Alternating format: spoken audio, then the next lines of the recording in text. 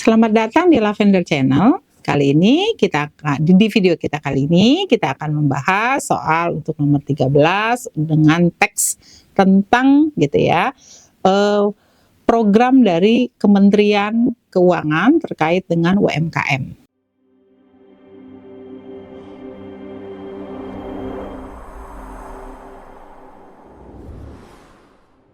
Jadi ini ada 3 paragraf ya, ini masing-masing kita bisa lihat di sini, ini agak sedikit berbeda ya. Jadi ini sebetulnya harusnya agak menjorok ke dalam untuk membedakan antara paragraf 1 dengan paragraf yang lain ya. Tapi dari sini kita masih bisa melihat bahwa di kalimat atas sampai dengan sini batasnya ini adalah paragraf 1, kemudian ini paragraf 2 ya, dimulai dari kalimat 5 itu paragraf 2, kemudian paragraf 7 itu masuk kepada paragraf ketiga. Ya, baik. Jadi ini ada 3 paragraf, intinya sebetulnya adalah membahas tentang program yang dimiliki oleh Kementerian Keuangan terkait dengan pemberdayaan UMKM. Apa itu UMKM? Ini adalah suatu program untuk usaha menengah gitu ya, kecil menengah begitu, yang memang diperuntukkan bagi mereka-mereka yang secara ekonomi itu perlu mendapatkan perhatian dari pemerintah begitu ya. Jadi intinya demikian. Baik, kita langsung saja pembahasan untuk soal nomor 13. Pada paragraf pertama, penulis ingin menginformasikan hal titik-titik. Oke, di paragraf pertama berarti dimulai dari kalimat awal ya, sama 1 yang mengatakan bahwa Kementerian Keuangan itu terdapat beberapa program gitu ya.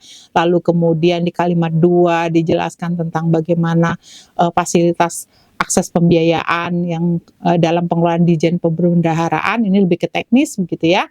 Maka kita bisa simpulkan bahwa paragraf pertama itu penulis sebetulnya ingin menginformasikan tentang ini, beberapa program pemberdayaan UMKM dalam lingkup Kementerian Keuangan. Nah, kita tentunya tahu bahwa UMKM kan sebetulnya tidak hanya yang diurusi oleh Kementerian Keuangan ya. Jadi artinya juga ada beberapa kementerian lain seperti misalnya ke perdagangan, boleh jadi juga koperasi begitu ya. Tetapi di dalam teks ini memang khusus membahas tentang program UMKM yang diselenggarakan oleh Kementerian Keuangan ya. Jadi kita diminta untuk memahami sebetulnya si penulis ini mau menjelaskan, menginformasikan apa sih gitu lah. Dan maka yang paling tepat itu adalah yang E.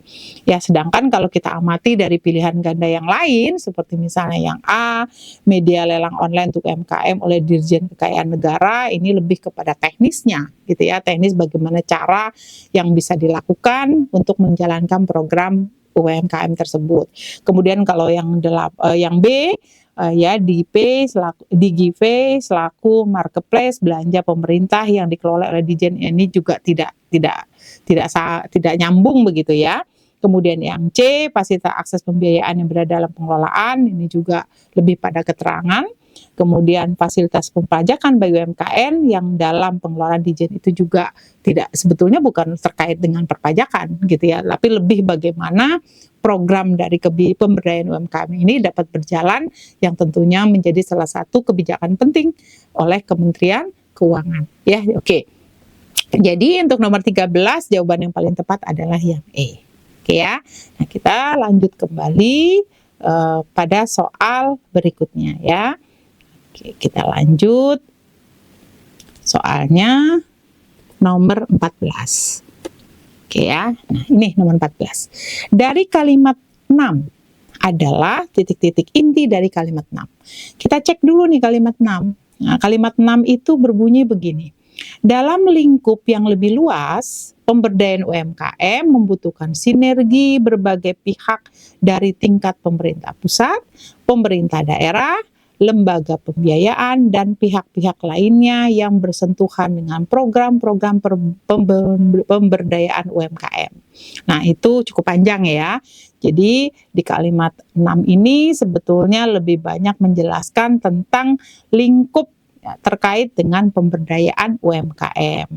Nah, kalau demikian kita bisa simpulkan bahwa intinya sebetulnya bahas apa sih gitu ya. Ini sebetulnya adalah membahas tentang ini, lingkup yang lebih luas, pemberdayaan UMKM yang membutuhkan sinergi.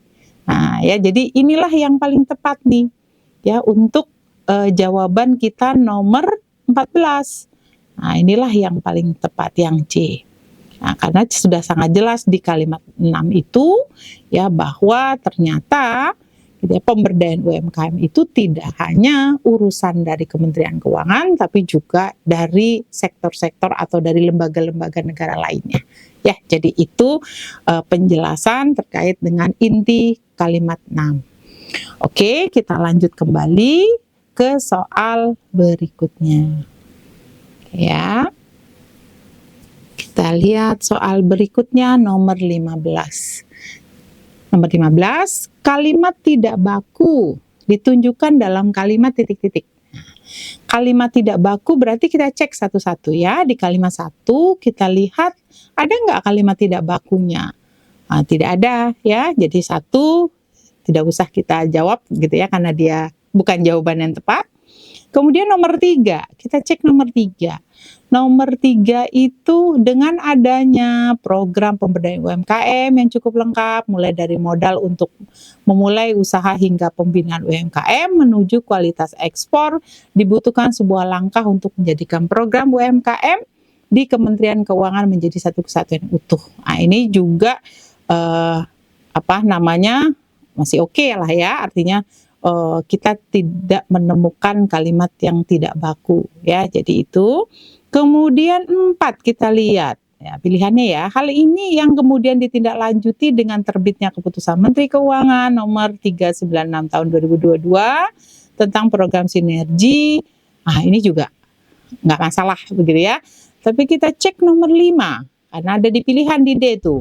Program dan kebijakan itu terkait pemberdayaan UMKM di lingkungan Kementerian Keuangan tersebut jelas cuman. Nah, ini ada kata cuman nih. Nah, kata cuman ya, ini tidak baku. Nih, cuman ini tidak baku. Ya, yang aslinya atau yang baku begitu ya, itu adalah cuma.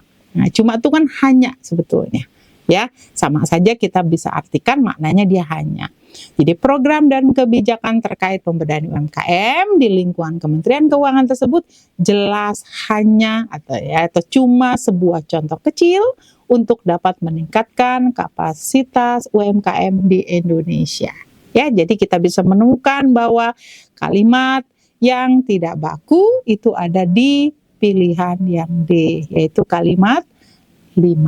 Ya, sedangkan kalau 7 kita cek itu sudah artinya kita tidak menemukan kalimatnya tidak baku. Ya, itu saja. Baik, jadi itulah pembahasan untuk video kita kali ini. Nah, kita akan lanjutkan kembali pada video berikutnya.